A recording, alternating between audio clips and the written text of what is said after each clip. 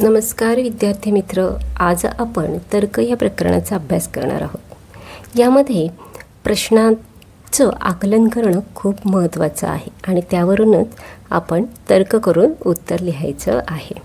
आपला पहिला प्रश्न आहे, प्राणी संग्रहालयातील सर्व प्राणी अव्यंग असून हरिण व बदके यांच्या पायांची संख्या 52 व डोक्यांची संख्या 19 आहे. तर संग्रहालयातील बदकांची संख्या किती असेल? सुरुवातीला आपण त्यांच्या डोक्यांची संख्या 19 आहे, म्हणजे हरिण आणि बदक यांची एकूण संख्या ही 19 असणार आहे. हरिण आणि बदक, कारण जेवढी डोकी तेवढी त्यांची संख्या. पायांची संख्या ही 52 असणार आहे. पाय किती असणार आहे? 52 दोघांचे मिळून. हरिणाला पाय 4 असतात आणि बदकाला पाय हे 2 असतात. आता आपण काढूया, पर्याय पद्धतीवरून पण आपण हे पटकन काढू शकतो. कारण जर 7 असेल, बदकांची संख्या जर 7 असेल तर हरिण किती असणार? 19 वजा 7 म्हणजे हरिण आणि बदक. बदक जर 7 असतील तर हरिण 12 असतील, कारण दोघांची मिळून बेरीज आपली 19च असली पाहिजे. मग 12 गुणिले 4 48 पाय होतात आणि 7 गुणिले 2 म्हणजे 14 पाय होतात. 12 4 1 5 6 62 पाय होतात, म्हणजे हे येणार नाही. दुसरा पर्याय बघूया. बदकांची संख्या 14 आहे, म्हणजे हरिणांची संख्या आपली 5. 5 चोक 20, 14 दुणे 28, या दोघांची बेरीज होते 48, म्हणजे हे पण येणार नाही, हे पण येणार नाही. पुढचं, बदकांची संख्या जर 10 घेतली तर हरिण आपले येतात 9, म्हणजे 10 गुणिले 2 20 झाले आणि 9 गुणिले 4 36 झाले. इथे दोघांची बेरीज 56 येते, म्हणजे हे पण येणार नाही. शेवटला बदक तुमचे 12 असतील आणि हरिण 7 असतील. 7 चोक आणि 12 दुणे 24 आणि 7 चोक 28, 2 1, म्हणजे बदकांची संख्या 12 आहे आणि हरिणांची संख्या 7 असणार आहे. पुढचा प्रश्न, एका मैदानात पुरुष खेळाडू व महिला खेळाडू यांचे गुणोत्तर 3:4 आहे. तर खालीलपैकी कोणती संख्या एकूण खेळाडू संख्या असेल? तर हे एकदम सोपं आहे. पुरुष आणि महिला यांचं गुणोत्तर दिलेलं आहे आपल्याला, म्हणजे पुरुषांची संख्या आपली असणार आहे 3x, कारण यांचं गुणोत्तर आहे 3:4, म्हणून पुरुषांची संख्या असणार आहे 3x आणि महिलांची संख्या असणार आहे 4x. दोघांची जर बेरीज केली आपण तर ती असणार आहे 7x, कारण गुणोत्तर ज्यावेळी आपण घेतो त्यावेळी कोणत्या तरी एका संख्येने तिला भागलेलं असतं, म्हणजे ती संख्या आपण x म्हटली, म्हणून पुरुषांची संख्या आपली 3x आली आणि महिलांची संख्या 4x. दोघांची बेरीज म्हणजे 7x असणार आहे. याचा अर्थ हाच होतो की येणारी संख्या ही 7च्या पटीत असेल. मग 7च्या पटीत येणारी पर्यायामधली कोणती संख्या आहे? तर ती 49 आहे, कारण त्या संख्येला 7ने भाग गेलाच पाहिजे. 7x आला, म्हणून 49 एकूण खेळाडू संख्या असेल. पुढचा आपला प्रश्न आहे, एका लग्न समारंभामध्ये 12 व्यक्तींनी प्रत्येकाशी एकदा हस्तांदोलने केले, तर एकूण किती हस्तांदोलने होतील? याचा अर्थ 12 व्यक्तींनी प्रत्येकाशी एकदा हात मिळवला आहे. हस्तांदोलन म्हणजे हात मिळवणे. एकदा हात मिळवला आहे, म्हणजे अशी एकूण किती हस्तांदोलने होतील? तर एकूण हस्तांदोलने काढण्यासाठी बरोबर n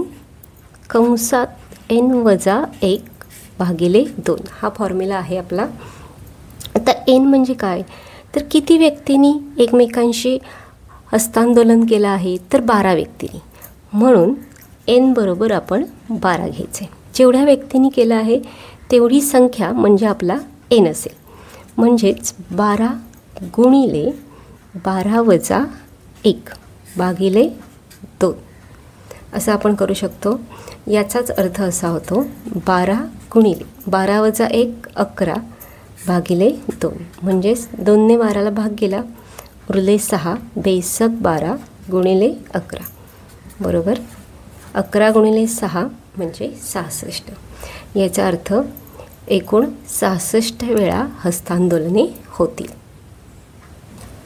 सेम प्रश्न पुढचा.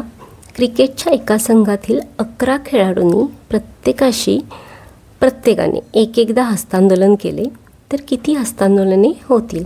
मग अशी आपण सांगितल्याप्रमाणे एकूण हस्तांदोलने काढायचं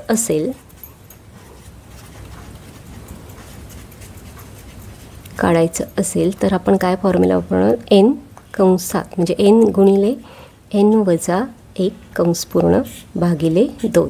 आता n म्हणजे काय? तर खेळाडू किती आहेत? तर 11 खेळाडू, म्हणून n बरोबर 11 घेतले आपण.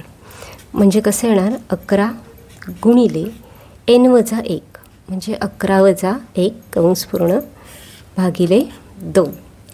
याचा अर्थ होतो 11 गुणिले 11 वजा 1 10 भागिले 2. 2ने 10ला भाग गेला म्हणजे आले 5. 11 पाची 55. याचा अर्थ 55 वेळा हस्तांदोलने होतील. हरिण आणि बदकं यांच्याप्रमाणेच अजून एक प्रश्न. एका शेतात काही कुत्रे व काही कावळे आहेत. त्यांच्या पायांची संख्या 72 आहे व डोक्यांची संख्या 22 आहे. तर त्या शेतात एकूण किती कुत्रे आहेत? आता कुत्रे आणि कावळे या दोघांची मिळून संख्या आहे 22. याचा अर्थ डोक्यांची संख्या म्हणजे त्या दोघांची संख्या आणि पायांची संख्या आहे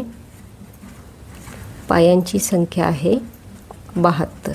आपण मगाच सारखाच कट पर्याय वापरूया.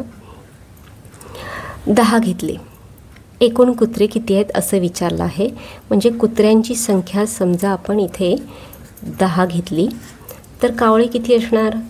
तर कावळे आपले 12 असतील, कारण दोघांची मिळून बेरीज 22 होणार आहे. कुत्र्यांना पाय असतात 4. आणि कावळ्यांना असतात 2. म्हणजे 10 गुणिले 4 40, 12 गुणिले 2 24. दोघांची बेरीज 64 होते. पण आपल्याला पायांची संख्या दिलेली आहे 72. म्हणजे हे होणार नाही, म्हणजे पर्याय 1 येणार नाही. दुसरं आहे कुत्र्यांची संख्या जर 12 असेल तर कावळ्यांची संख्या आपली 10 होणार आहे.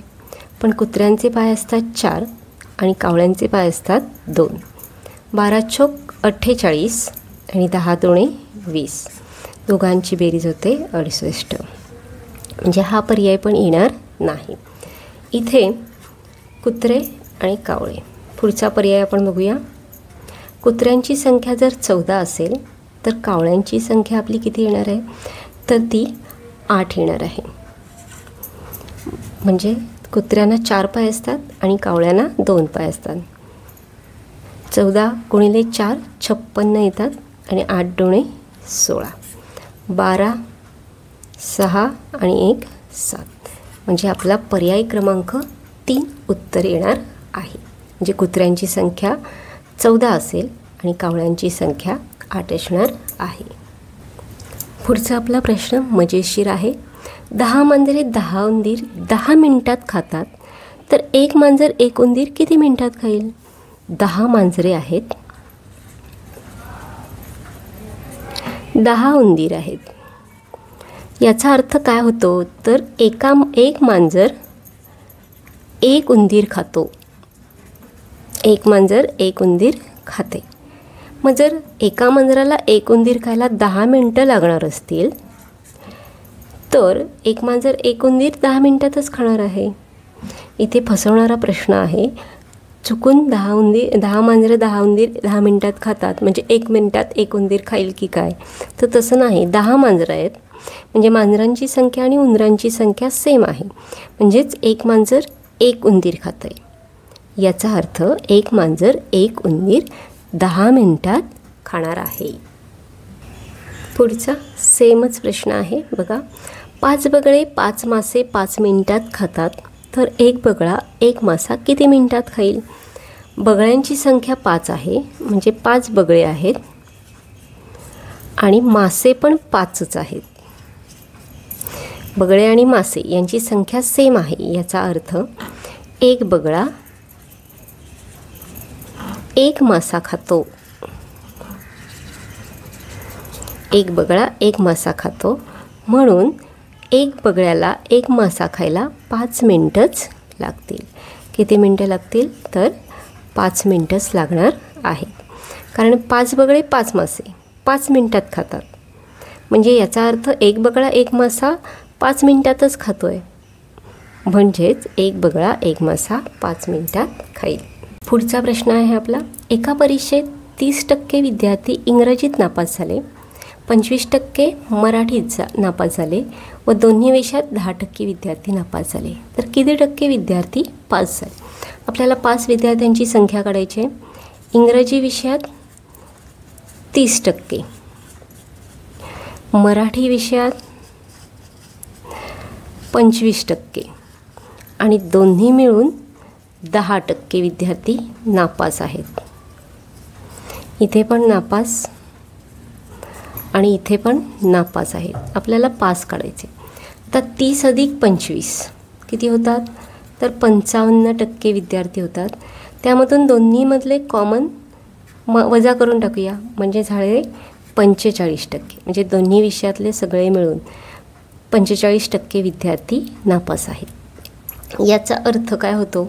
तर 100%मधले 45% विद्यार्थी नापास आहेत. मग पास किती टक्के? तर 55% विद्यार्थी पास झाले. पास किती टक्के? तर 55% विद्यार्थी पास आहेत. पुढचा प्रश्न. 15 खांबांमधील अंतर 308 मीटर आहे. सर्व खांब समान अंतरावर आहेत. तर 6व्या व 9व्या खांबातील अंतर किती? आता समजा आपण 4 खांब उभे केले, तर यामध्ये किती भाग होतात? तर हा एक भाग, हा एक भाग आणि हा एक भाग. म्हणजे 4 खांब असतील तर 3 भाग होतात. मग 15 खांब असतील तर किती भाग होणार आहेत? तर 14 भाग होणार आहेत. म्हणजे एक भाग हा कमी होतो. 4 असतील तर 3 होणार, 15 असतील तर 14 होणार आहे. मग आपल्याला एका भागाचे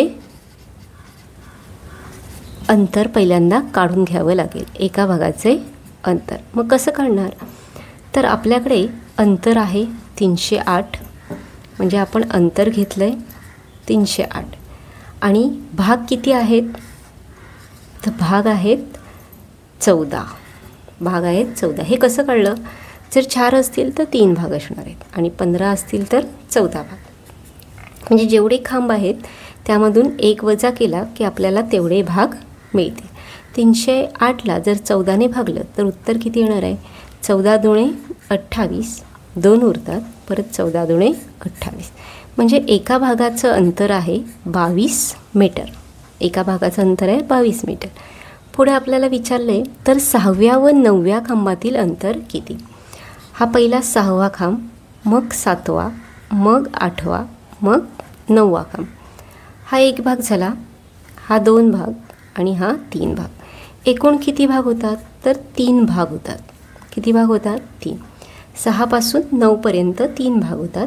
तुम्ही असंही काढू शकता, 9 वजा 6 बरोबर 3, म्हणजे 3 भाग होणार आहे. एका भागाची लांबी 22 मीटर आहे, म्हणून 3 भागांची लांबी होणार किती? म्हणजे 3 गुणिले 22 म्हणजे 66 मीटर. 66 मीटर.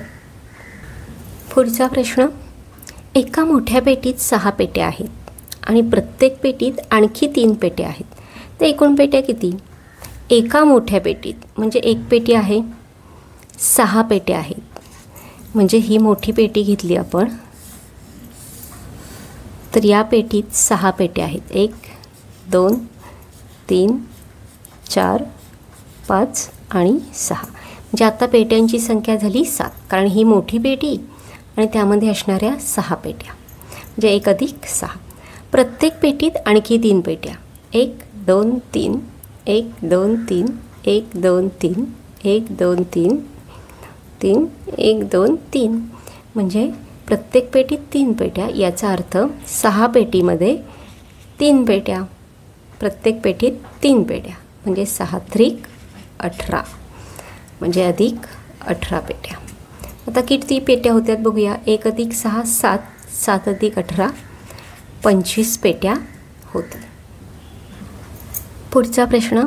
एक मुलगा 12 मिनिटात 1 कागद टाईप करतो, तर 10 कागद टाईप करायला त्याला किती वेळ लागेल? हा एकदम सोपा प्रश्न आहे. 1 कागद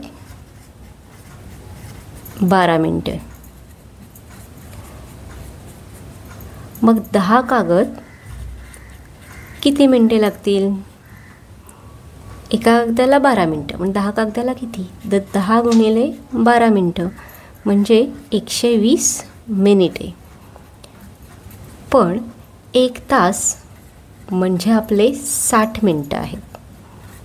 1 तास म्हणजे 60 मिनटे आणि 2 तास म्हणजे 120 मिनिटे. 2 तास म्हणजे 120 मिनिटे म्हणजे आपला पर्याय क्रमांक 3 2 तास हे आपलं उत्तर असेल. त्याला 10 कागद टाईप करायला 2 तास लागतील. पुढचं गणित. एका संख्येला 18ने गुणण्याऐवजी चुकून 28ने गुणले, तर गुणाकार मूळ गुणाकारापेक्षा 350ने जास्त आला, तर ती संख्या कोणती? तर एका संख्येला म्हणजे एक संख्या आपण x म्हणूया. एक संख्या बरोबर x असं जर आपण म्हटलं, तर या संख्येला 18ने गुणण्याऐवजी चुकून 28ने गुणलं. कितीने गुणलं? 28ने गुणलं. म्हणजे तर हा गुणाकार जो येणार होता तो मूळ गुणाकारापेक्षा 350ने हा काय झाला? जास्त आला. म्हणजे हा गुणाकार या 28ने गुणल्यापेक्षा 350ने जास्त आला. म्हणजे x गुणिले 18 म्हणजे 18x अधिक 350 केले आपण, तर आपल्याला 28 गुणिले x ही किंमत मिळेल. आता बघूया. म्हणजे 28x बरोबर 18x अधिक 350. 18x अधिक आहेत, पलीकडे गेल्यावर वजा होणार आहेत. 28x वजा 18x बरोबर 350. 28मधून 18 गेले, 10x बरोबर 350. याचा अर्थ होतो x बरोबर 350 भागिले 10 म्हणजेच x बरोबर आपल्याला 35 मिळाले. म्हणजे ती संख्या आपली 35 असणार आहे. पुढचा प्रश्न आहे. नेमबाजीच्या एका स्पर्धेत अचूक नेमसाठी 5 गुण मिळतात, तर चुकलेल्या नेमसाठी 3 गुण कमी होतात.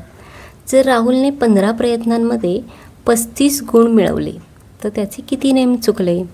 आता याच्यामध्ये आपण पर्यायावरून जाणार आहोत. समजा 4 नेम चुकले असतील. 4 नेम चुकले म्हणजे एका नेमसाठी 3 गुण कमी होतात. म्हणजे 4 गुणिले 3 बरोबर 12 गुण कमी झाले. मग त्याचे बरोबर किती गुण आले प्रयत्न? तर 15मधून 4 गेले, 11 नेम बरोबर आले. 11 नेम बरोबर म्हणजे त्याला 11 गुणिले 5 55 गुण मिळाले. आपण बघूया. 55मधून जर आपण 12 वजा केले तर आपल्याला 3 43 गुण मिळतात. पण त्याला 35 गुण मिळाले, म्हणजे हा पर्याय येणार नाही. समजा त्याचे 6 नेम चुकले, तर 6 गुणिले 3 बरोबर 18 गुण त्याचे कमी होणार आहेत. पण जर त्याचे 6 नेम चुकले असतील तर 15मधून 6 गेले, 9 नेम त्याचे बरोबर आहेत. म्हणजे 9 गुणिले 5 45 गुण त्याला मिळाले. पण त्यामधून 18 गुण आपण वजा केले, कारण 6 नेम चुकले. 15तून 8 गेले 7, आपल्याला 35 मिळत आहेत. इथे 7 आला आहे एकक स्थानी, म्हणजे हा चुकीचाच आहे. 3मधून 1 गेले 2, 27 येतात, म्हणजे हे येणार नाही. पुढचा पर्याय. 5 नेम चुकले म्हणजे 5 गुणिले 3 बरोबर 15. याचा अर्थ 10 नेम आपले बरोबर आहेत. म्हणजे 10 गुणिले 5 बरोबर 50. मग 50मधून 15 वजा केले म्हणजे किती उरतात? 35. 10मधून 5 गेले 5, 4मधून 1 गेला 3. याचा अर्थ त्याचे 5 नेम चुकले. 5 नेम चुकले आणि 10 नेम बरोबर आले. सेम प्रश्न आहे, फक्त आधी सारखाच, फक्त फिरवून विचारलेला आहे. नितीनने सौरभला विचारले की तुझ्याकडे एकूण किती गायी आहेत. तेव्हा सौरभने त्याला असं सांगितलं की आमच्या घरातील माणसं व गायी मिळून 38 पाय आहेत. गायी व माणसांची डोकी 11 आहेत. तर सौरभकडे एकूण किती गायी असाव्यात. गायी आणि माणसे या सगळ्यांची मिळून संख्या आहेत 11, कारण जेवढी डोकी तेवढी माणसांची संख्या असते. मग सौरभकडे एकूण किती गायी असतील. 32 असतील का, तर असणारच नाही. 11च डोकी आहेत, म्हणजे 32 पर्याय असणार नाही. मग किती असेल, तर दुसरा पर्याय बघूया. समजा 8 गायी असतील. 8 गुणिले 4, गाईला पाय असतात 4 आणि माणसांना पाय असतात 2च. मग जर गायी 8 असतील तर माणसं किती, तर 3 माणसं. 3 गुणिले 2, कारण दोघांची बेरीज 11च पाहिजे. 8 जर गायी असतील तर माणसं 3च असणार आहेत म्हणून, आणि गायींना पाय 4 असतात आणि माणसांना पाय 2 असतात. 8 चोक 32, 8 चोक 32 आणि 3 दोणे 6, दोघांची बेरीज 38. त्यांच्या पायांची बेरीज 38च आहे, म्हणजे आपल्या त्या सौरभकडे 8 गायी असाव्यात. 8 गायी असाव्यात. पुढचा प्रश्न. एका पिंजऱ्यात 12 सोडून सर्व बदके, 11 सोडून सर्व मोर, 17 सोडून सर्व पोपट आहेत. त्या पिंजऱ्यात 3च प्रकारचे पक्षी असतील तर पिंजऱ्यात एकूण किती पक्षी आहेत. आता आपण इथे काय करणार आहोत, किती प्रकारचे पक्षी आहेत, तर मोर आहे, पोपट आहे आणि बदके आहेत, म्हणजे 3 प्रकारचे पक्षी आहेत. सगळ्या पक्ष्यांची आपण बेरीज करून घेऊया. म्हणजे 12 सोडून सगळे बदकं आहेत, 11 सोडून सर्व मोर आहेत आणि 17 सोडून सर्व बदके आहेत. किती प्रकारचे पक्षी आहेत, 3 प्रकारचे, म्हणून 3 वजा 1 केलं आपण. जेवढ्या प्रकारचे पक्षी असतील त्यामधून 1 वजा करायचं. 12 अधिक 11 22 आणि 1 23, 23 आणि 7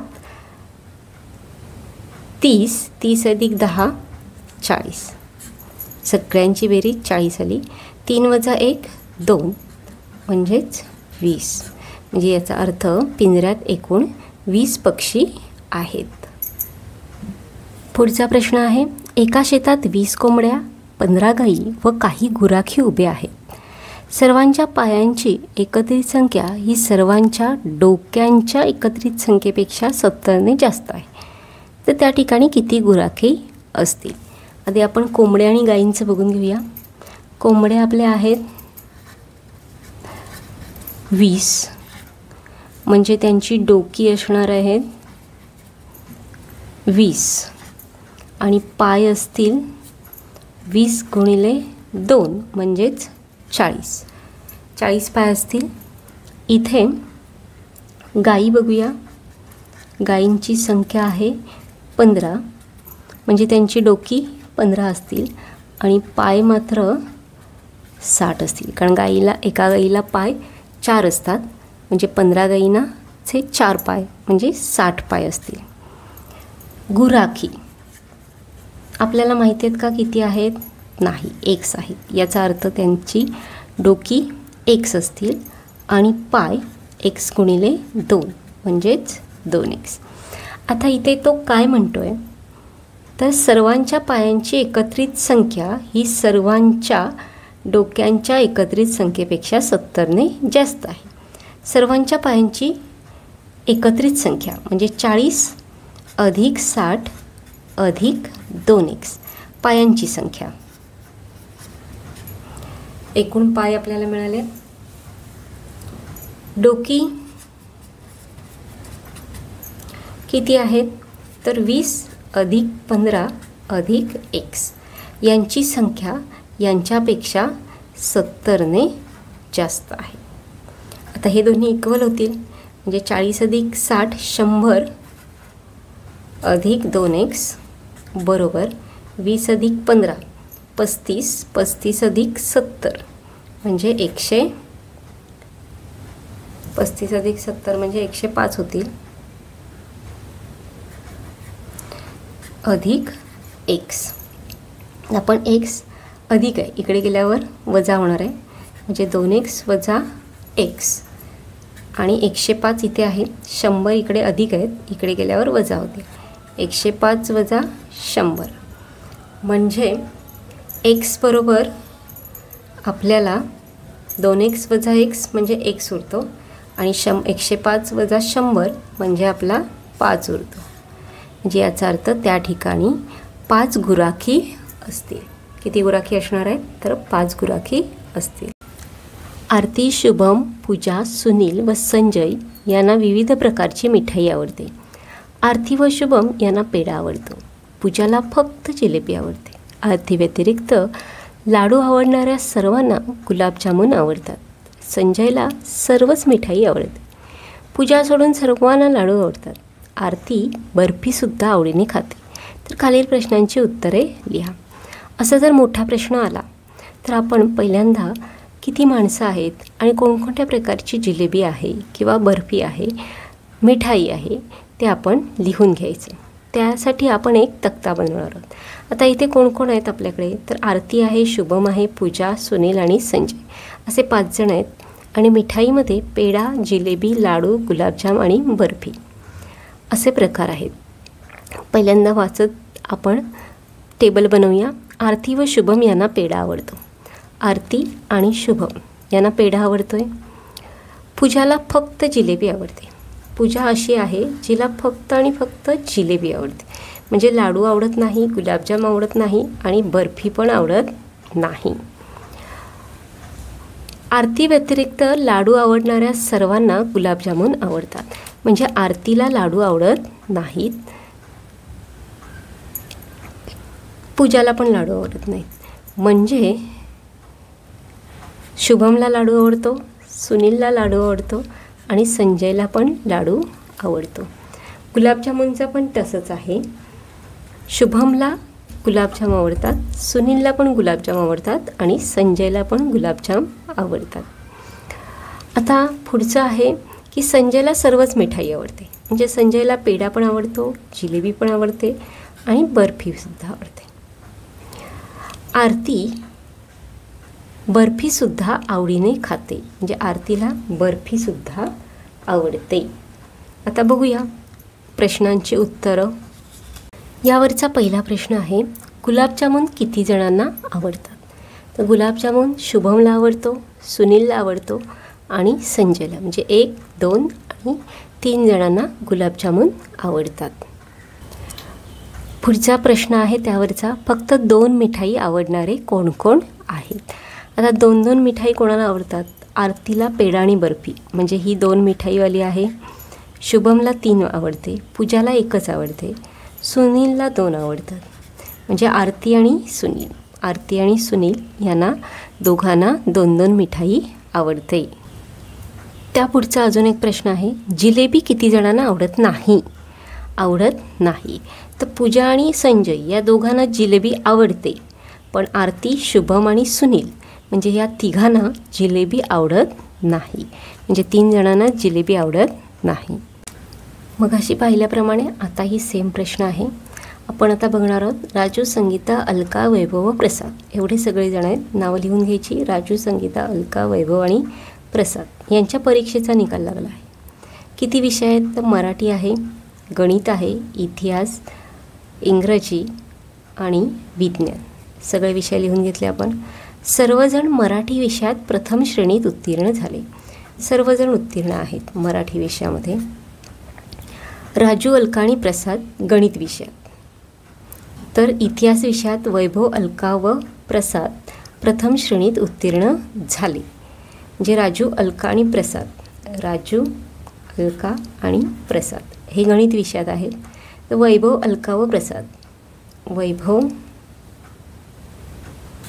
अलका आणि प्रसाद हे इतिहास विषयामध्ये